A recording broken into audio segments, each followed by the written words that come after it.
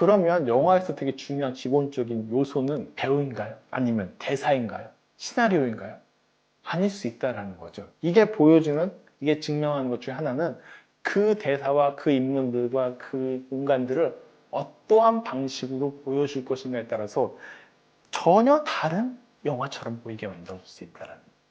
물론 내용은 비슷하기 때문에 우리가 의미론적으로 받아들인 대사의 내용은 크게 달라지지 않겠지만 우리가 영화에서 받아들인 다른 기운들은 사실은 이렇게 어떤 식으로 그 공간을 보여줄 것인가, 그 인물들을 보여줄 것인가 라는 데 달려있다는 거죠.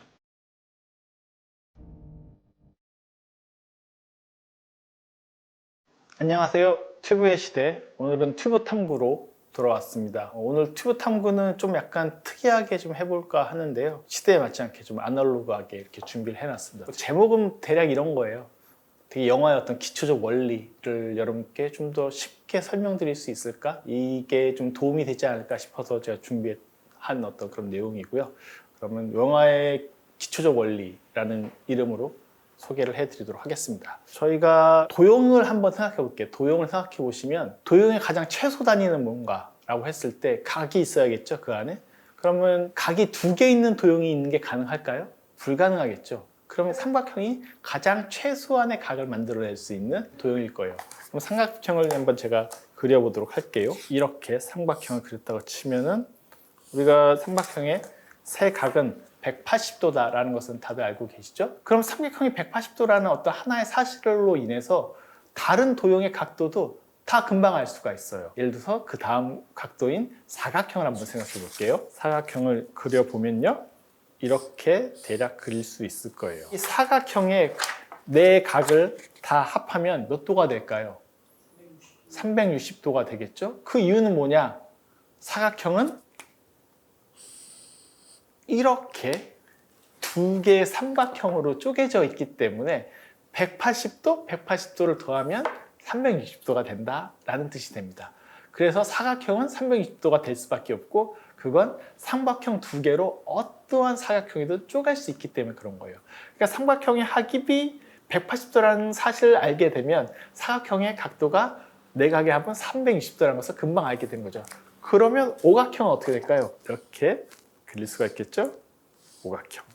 그리면 이렇게 될 텐데 그럼 오각형은 총 내각의 합이 얼마가 될까요? 딱 그림 보시면 나오죠? 삼각형과 사각형으로 쪼개질 수 있다는 게 보여져요. 이렇게 쪼개게 되면 위에 삼각형은 180도고 밑에 사각형은 360도니까 180 더하기 360, 540도가 됩니다. 이렇게 540도가 되죠. 그 다음에 그러면 육각형은 어떻게 될까요? 육각형은 사실은 이렇게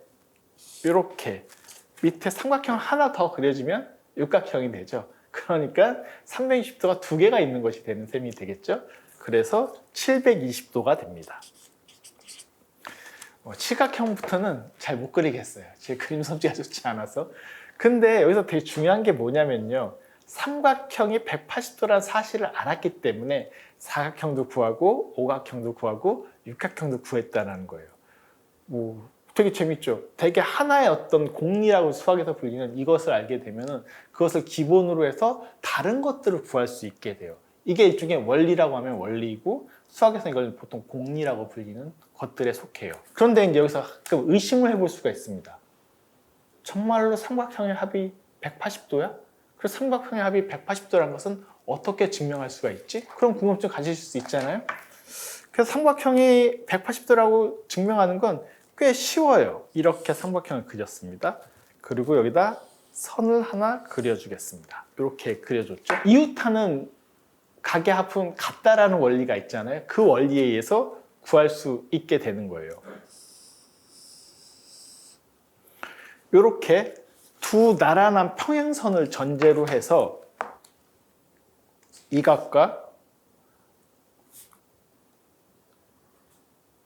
이 각 그리고 이 각과 이 각 결국에는 이 직선은 180도일 수밖에 없지 않습니까? 그래서 이 각과 이 각과 이 각을 다 합하게 되니까 결국에는 180도가 된다는 것을 증명을 한 거예요. 여기에 전제는 뭐냐면 나란한 두 직선은 서로 만나지 않는다라는 수학적 원리에 의해서 만들어지게 되는 거예요. 그러면 여기서 고민이 되는 거죠. 정말로 두 직선은 만나지 않는 걸까요? 10km까지 그어봐도 만나지 않겠죠. 근데 100km, 1000km, 10,000km, 수십만 킬로, 수억만 킬로까지 그리면 정말 만나지 않을까요? 우리가 그 검증을 할 수 없어요. 수학적 공리의 아이러니는 뭐냐면 그냥 그렇다고 인정하라는 거예요. 1 더하기 1은 2라는 것을 증명할 수는 없어요. 그냥 공리예요. 그건 있다는 전제로 치고 그렇게 가자라는 것이 되기 시작하는 거예요. 나란한 두 직선은 절대로 만나지 않는다. 이게 180도를 만드는 삼각형의 180도를 증명하는 원리가 되는 건데 그게 정말로 맞는지를 증명할 수가 없게 돼요. 근데 만약에 어느 세계나 어떤 다른 곳에서 만약에 만난다고 한다면 이때 균열이 생기죠. 삼각형의 세 합은 180도가 아닐 수도 있겠다 라고 하는 순간에 우리의 생각은 일그러집니다. 그럼에도 불구하고 우리가 뭐든지 현실적으로 이 유클리드 기하학 속에서 절대적으로 값이 나와야 되는데 불확정적으로 확률에 의해서 결정될 수 있어 라는 것들이 도입되기 시작하면서 현대인들한테 20세기 중반 20년대 30년대 얘기인데 혼란을 주기 시작을 했어요. 그런 것처럼 영화 혹은 예술에서도 기본적인 원리들이 있고 그것들이 또 일으키는 혼란에 대한 얘기를 삼각형의 내각이라고 하는 이런 것을 통해서 설명을 드릴 수가 있습니다. 쉽게 말하자면 영화라는 것은 하나의 이야기를 장면을 잘라서 찍게 되고 그것을 편집을 하게 되는데 초기에 리미에르 형제의 영화들을 보면은 컷이 없어요. 그냥 한 번에 찍어가지고 한 번에 다 보여주는 거죠. 그러다가 멜리에스나 이런 사람들의 영화들을 보기 시작하면 이제 화면이 잘리기 시작을 해요. 두 단위를 연결해서 하나의 이야기를 만드는 거예요. 이때 되게 유명한 게 러시아의 몽타주의 초기 감독인 쿨레쇼프의 그 효과이고 모주힌 실험이라고 불리는 거예요. 쿨레쇼프가 어떤 식으로 그 실험을 했는지를 설명을 드릴게요. 그 한 컷을 남자가 침을 흘리고 있는 장면을 한 컷을 찍고요. 또 하나의 컷을 빵이 김이 모락모락 나는 것을 찍었어요. 이렇게 두 개의 컷을 찍었습니다. 그리고 이걸 결합해주면 이야기가 발생해요. 어떤 이야기가 발생하죠? 아, 저 남자가 빵을 보고 침을 흘렸구나라는 이야기 단위가 발생을 하기 시작을 하는 거예요. 그런데 재밌는 건 이 장면은 12월 31일 날 모스크바에서 찍은 것이고요. 그 다음 장면은 1월 5일 날 페테스부르크에서 찍은 거예요. 전혀 시공간적으로 일치하지 않아요. 그럼에도 불구하고 우린 장면을 연결하는 순간에 자연스럽게 그것이 하나의 병렬적인 시간 흐름으로 가지고 있다라고 환상, 일루전이 작동하기 시작하는 거예요. 영화를 보는 전제 중에 하나가 이런 거예요. 그러면 환상을 연결하기 때문에 모든 이야기는 같은가? 이 공리를 가지고 아까도 삼각형을 가지고 사각형, 오각형의 내각, 육각형의 내각의 합을 구했듯이 조금 더 고민해서 가볼 수 있어요. 이 안에서도 여러 가지의 원리들이 기본적으로 있어요. 하나의 가정의 예를 한번 들도록 하겠습니다. 철수와 영희가 포차에서 만났다. 이제 시나리오를 쓴 거예요. 제가 감독이고. 그리고 두 사람이 싸우다가 철수가 가버린다. 이런 시나리오를 하나 썼다고 칩시다. 자, 이제 이걸 5명의 감독 혹은 3명의 감독이 각각의 영화를 맡기는 겁니다. 근데 각자 이 시나리오를 가지고 콘티를 그릴 수 있는 것, 스토리 보드를 만들 수 있는 확률은 정말로 천차만별일 수 있다는 거죠. 심지어 그 모든 영화의 배우도 똑같고 촬영 감독도 똑같고 음악도 똑같이 사용할 것이에요. 대사도 다 똑같이 쓸 거예요. 그러니까 사실 변하는 건 없어요. 근데 이걸 어떻게 찍어서 보여주냐에 따라서 전혀 다른 영화가 됩니다. 많이 하면 헷갈릴 수 있으니까 3가지만 해볼게요. A 감독과 B 감독과 C 감독의 얘기를 말씀을 드리도록 하겠습니다.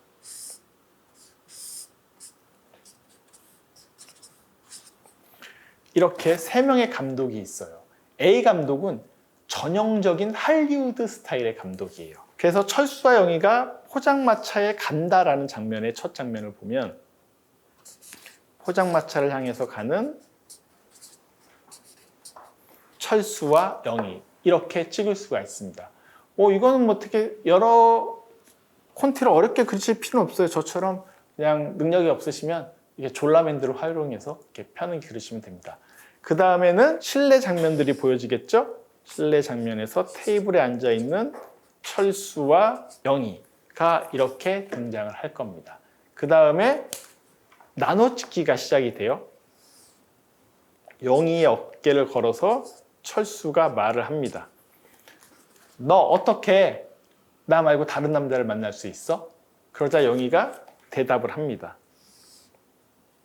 철수의 어깨를 걸어서 영희가 얘기를 하는 거죠. 네가 나한테 제대로 해준 거 있어? 도대체 우리 사이가 뭐야? 이렇게 티격태격 싸우는 장면들이 소위 나눠찍기로, 쉽게 말하자면 지금 제가 이렇게 앉아 있는데 이 꽃병을 영희라고 치면 카메라가 처음엔 지금 지금 보시는 장면처럼 이렇게 찍었다가 그 다음에 철수가 말할 땐 이렇게 영희의 어깨를 걸어서 저가 대사하는 것을 찍을 수 있고요. 그 다음에 영희가 대사를 할 때는 이렇게 저의 어깨를 걸어서 영희가 말을 하도록 찍을 수 있죠. 이렇게 되면 이 180도의 공간감이 유지가 돼요. 이게 소위 180도 법칙이라고 하는 할리우드의 고전적인 법칙에 속해요. 이게 카메라가 뒤로 넘어가게 되면 좌우가 뒤바뀌게 되죠. 오지 아스지로는 종종 이런 식으로 잘 찍었었어요. 그래서 360도 공간을 다 활용을 했는데, 그래도 오지의 방법도 기본적으로 할리우드의 고전적 법칙 안에 놓여 있기는 해요. 어쨌든 중요한 거는 이렇게 대화를 하면서 결국엔 맨 마지막 엔딩은 포장마차를 홀로 가고 있는, 도망치듯 화나서 가고 있는 철수로 이렇게 영화가 끝날 수가 있어요. 이게 우리가 흔히 보는 보여주기 방식의 영화예요. 자, 근데 시나리오도 똑같고 배우도 똑같고 촬영 감독도 똑같고 장소도 똑같아요. 이번에는 롱테이크 감독이에요. 뭐 홍상수 감독님 생각하셔도 돼요. 홍상수 감독님 같은 경우에는 아마 이 장면은 들어가는 거니까 그대로 쓰실 수밖에 없어요. 하지만 그 다음엔 이 장면이 그대로 여기서도 나눠찍기를 하지 않고 이렇게 쭉 그냥 가게 돼요. 그렇죠? 왜냐면 굳이 나눠찍기를 하지 않아요. 그냥 한번 설정한 화면, 그러니까 이게 바깥에 설정 화면이라고 한다면 이게 실내 공간의 마스터숏이 되는 거예요. 설정 화면이 돼요. 이스태블리시 숏가 되는 거예요. 그래서 그렇게 보여준 채 대화를 하게 돼요. 그리고 다시 철수가 저렇게 나가버리는 장면을 찍었을 거예요. 두 영화는 내용상으로 똑같고 배우도 똑같고 카메라 종류도 똑같고 다 똑같은데 같은 영화라고 우리가 보게 될까요? 그러면 영화에서 되게 중요한 기본적인 요소는 배우인가요? 아니면 대사인가요? 시나리오인가요? 아닐 수 있다는 거죠. 이게 보여주는, 이게 증명하는 것 중에 하나는 그 대사와 그 인물들과 그 공간들을 어떠한 방식으로 보여줄 것인가에 따라서 전혀 다른 영화처럼 보이게 만들어줄 수 있다는 겁니다.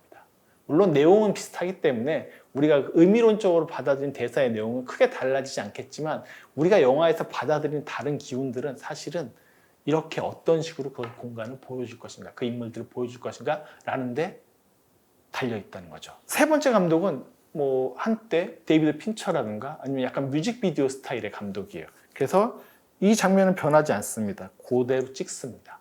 그리고 나서 이렇게 설정이 됐을 때 이걸 보여주기 위해서 카메라를 위에서부터 빙글빙글 막 돌이킬 수 없는 같은 영화처럼 패닝을 시켜요. 그래서 계속 혼란스럽게 빙글빙글 돌아가면서 이렇게 보여주다가 이렇게 끝이 나버려요.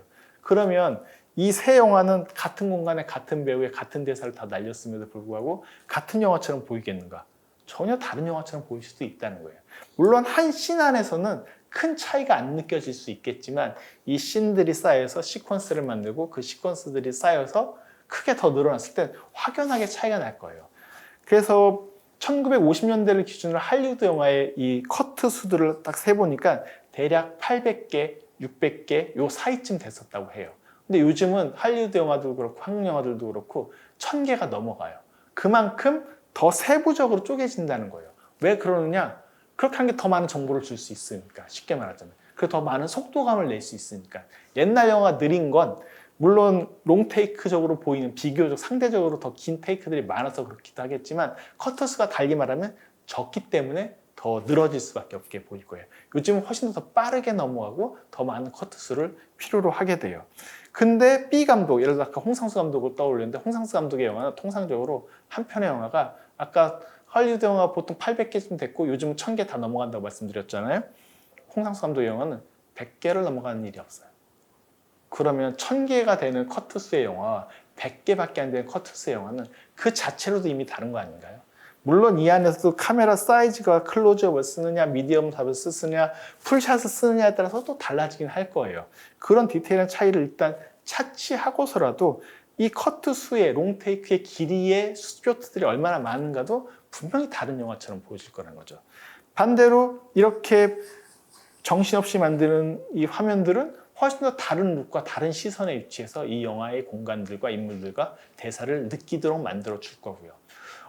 나홍진 감독의 추격자 같은 경우는 1300개, 1200개 정도 사이에 일전에 사봤을 때 그 정도 사이쯤에 쇼트수가 나와요. 그만큼 속도가 빨라진 거죠. 그러니까 현대 영화로 올수록 이 커트의 수는 더 많아지기 시작을 해요. 근데 여기서 중요한 건 우리가 어떤 이야기를 혹은 영화를 볼 때 흔히들 어떻게 대사를 전달할 것인지 어떻게 시나리오를 쓸 것인지가 되게 중요하다고 생각하지만 실제로 영화의 기본적인 원리는 아까도 공리 수학에 대해서 말씀드렸던 것처럼 이러한 기본적으로 보여주기의 방식들의 커트들, 하나의 씬들이죠. 씬들 혹은 그 씬 안에 있는 쇼트들이 어떤 식으로 연결되는가에 따라서 사실은 그 그림을 가지고 영화를 찍어야 될 뿐만 아니라 그 그림들의 연결 방식에 따라서 전혀 다른 같은 배우, 같은 내용, 같은 대사를 치더라도 심지어 같이 음악 사인 그 BG 음악들도 다 똑같다고 할지라도 전혀 다른 느낌을 받게 될 수도 있다라는 거예요. 그러므로 우리가 파악해야 될 건 도대체 이 영화가 어떤 방식으로 기본적으로 보여주고 있는가라는 것이 어쩔 수 없이 되게 1차적인 요소가 돼요. 그런데 여기서 이제 아까 삼각형이 180도인데 정말 180도라고 확정할 수 있어요? 그게 어떤 확률이 어떤 방식에 있었던 아닐 수도 있는 시대가 올 수도 있거든요. 우리가 더 많이 살다 보면. 왜냐하면 뉴턴의 시대에서 아인슈타인 시대로 넘어가면서 절대적 시공간이라는 개념이 깨어지면서 상대적 시공간의 원리들이 오늘에선 더 자연스러운 기본적인 일반화된 그 상수로 받아들였잖아요. 바뀔 수가 있거든요. 영화에서도 뭐가 있느냐?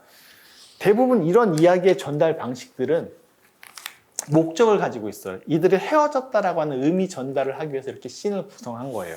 그런데 어떤 감독은 같은 내용이라고 할지라도 전혀 다르게 보여줄 수 있습니다. 지금 말씀드린 이 커트들 속에서 하나의 다른 사례를 예를 들면 이렇게 철수와 영희가 포장마차에 가고요. 테이블에 앉아있는 두 사람을 볼 수가 있고요. 그리고 이들이 대화하는 걸 나눠 찍을 수도 있고 아니면 롱테이크로 아까 홍상수처럼 찍을 수도 있어요.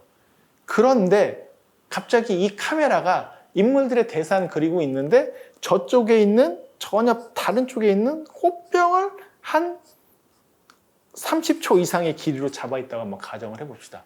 이 장면은 사실 내용상으로 전혀 필요가 없어요. 목적은 이 인물들이 어떤 대사를 하고 어떤 상황을 전달하는가라고 얘기하는 건데 전혀 다른 부분들을 보여줄 수 있어요. 그런 영화들이 종종 있죠.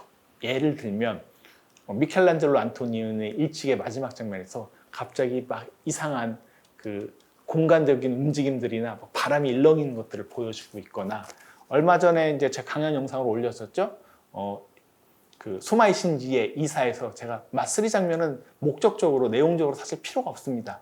근데 그것의 움직임에서 되게 중요한 것들 중에 하나는 여태까지 렌이 주로 달리고 있었다고 한다면 아빠와 헤어지고 나서부터 그 마3를 경험하면서 갑자기 걸어 다니거나 산책하거나 멈춰져 있거나 누워서 잔다. 그 시간의 다른 경험들을 보여주는데 마3 장면은 사실 내용적으로 보면 너무나 길어요. 왜 보여주려고 했을까? 그게 바로 잉여의 시간이에요. 그러니까 어떤 영화들은 전체 씬 안에서든 하나의 그 시퀀스 안에서든 전체 영화 안에서든 혹은 씬 내부에서든 전혀 잉여된 다시 말해서 목적과 그런 것부터 벗어나 있는 아웃 오브 타임, 아웃 오브 스페이스가 되어 있는 것들을 집중해서 보여줄 수 있어요. 그러면 이것을 보여주는 30초가 무의미할까요? 어떤 기능을 한다라는 거죠.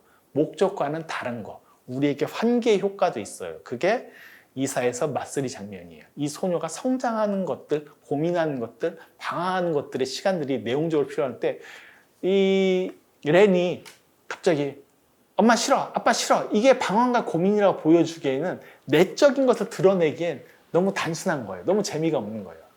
보여줄 수 있는 유일한 방법은 얘가 다른 짓을 해야 돼요. 방황을 해야 돼요. 그것은 이 이야기 안에 속한 시간과 공간과 관계성이 아니라 그것부터 벗어나 있는 관계성이에요.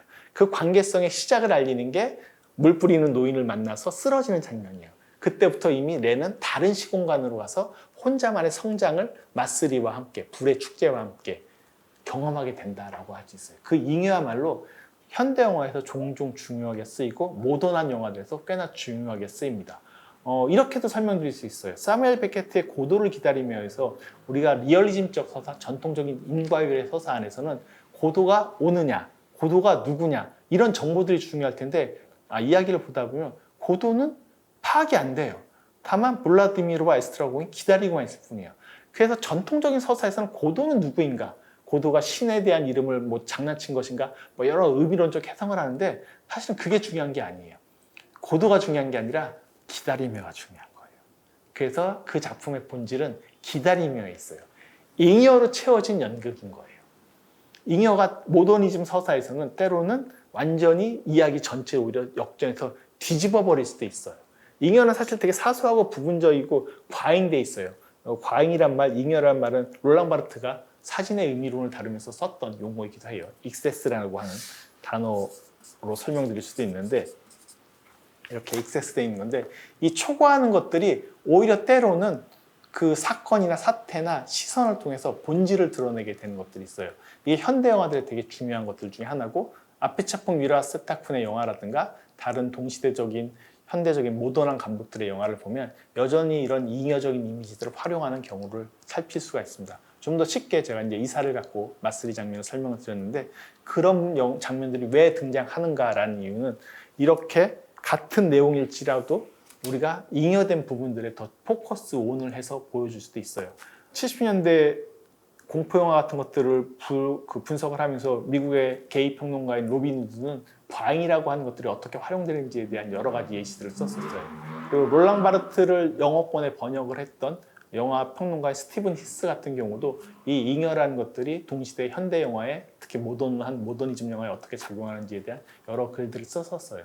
우리가 종종 뭔가 아까 제가 다른 그 화면을 통해서는 8과 2분의 1을 설명을 드리기도 했었는데 그 영화에도 잉여들이 많아요. 다시 말해서 목적론에 고스란히 부합되는 것이 아니라 그것부터 벗어나 있는 순간들이야말로 사실은 하고 싶은 이야기의 본질일 수도 있고 버려진 시간이야말로 가장 역전되는 의미 있는 시간이 될 수도 있다라는 것들을 오늘 도용의 원리 그리고 도용의 원리가 과연 증명될 수 있는가? 예술은 오히려 도용의 원리가 증명된다라고 믿는 공리로부터 벗어나는 순간에 재미있는 사건이 벌어지기도 하고 그것이 새로운 영화의 가능성으로 펼쳐지기도 한다는 것들을 같이 곁들여서 설명을 드렸습니다. 네, 앞으로도 뭐 여러 가지 튜브 탐구를 통해서 이야기를 드릴 텐데 종종 이렇게 영화의 원리에 대해서 아날로그적으로도 좀 설명도 드려보기도 하고요. 오늘은 이제 이렇게 도화지를 썼지만 다음에는 또 칠판이라든가 다른 아날로그한 도구도 저희가 또 활용해 볼 수 있다고 한다면 좀 더 전달하는 데 여러 가지 방식들을 한번 취해서 보도록 하겠습니다. 혹시 오늘 이야기 들으시고 잉여라든가 여러 가지 것들도 궁금하실 수도 있을 것 같아요. 어떤 깨닫거나 뭔가 생각이 드시는 부분들이 있으면 질문 주시면 그런 부분들에 대해서도 답을 드리도록 하겠습니다. 그리고 이번 영상은 이제 일부러 좀 짧게 찍었는데요. 제가 이제 하는 영상들에 좋아요와 구독, 알람 설정 같은 거 해주시면 영상을 제작하는 데 많은 또 도움이 될 것 같습니다. 오늘도 들어주셔서 감사합니다. 수고들 하셨습니다.